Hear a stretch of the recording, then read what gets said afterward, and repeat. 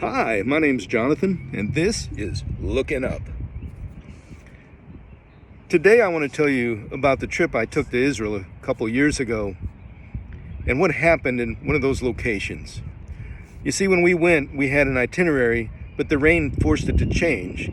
And so there's this place we went to called the Valley of Elah. Maybe you've heard of it. I had never been there, obviously, and I was so excited to get to go. And we went up on this hill overlooking the valley and got to look down into this place where there's hill on either side and this creek with water running through the middle of the valley. Our guide said it was the first time they had seen water running through that creek in a long time, but back in the day it happened quite frequently. Many thousand years ago. It was a very healthy creek there. For me, when I looked down, it looked like about maybe 3 feet wide, not very wide at all. But the Valley of Elah is exactly the place where the Israelite and the Philistine armies lined up against each other to face off in the war during King Saul's time, in which David and Goliath fought in the midst of that. And I thought that was really awesome. And so what I did before I left is I bent down where I was at and I picked up 5 stones. You know why, don't you?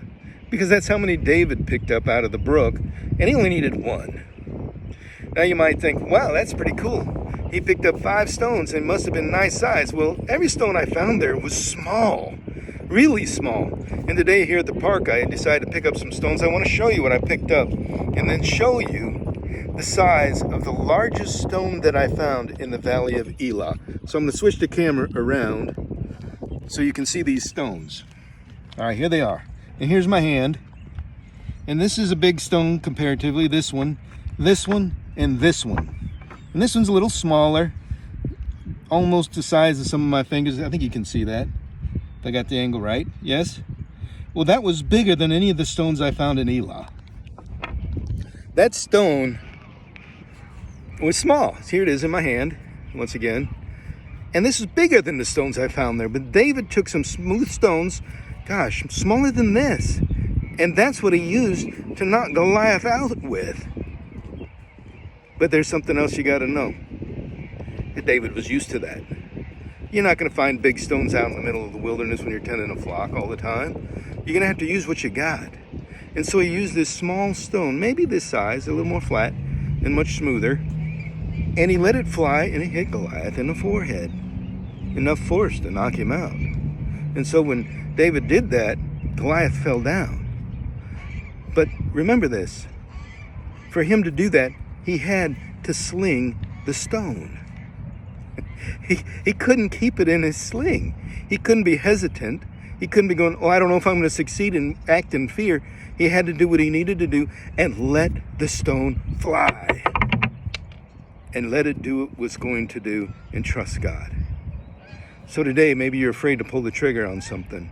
But if you believe God's called you to it, maybe today's the day where you needed to be encouraged to sling the stone. So go ahead, sling it. And if it does what it's supposed to do, the world's going to know there's a God. And the world's going to know that he uses you through a simple act of doing what you were supposed to do, even when you were afraid. I think David might have been a little intimidated, but he wasn't afraid because God was on his side. So this is a reminder. Sling the stone. That's what you came here for. So don't hesitate. And when you do, watch that stone's trajectory going up and up and up and hit the target. And when you're watching it go up, remember, there's a whole lot more to be seen when you're looking up.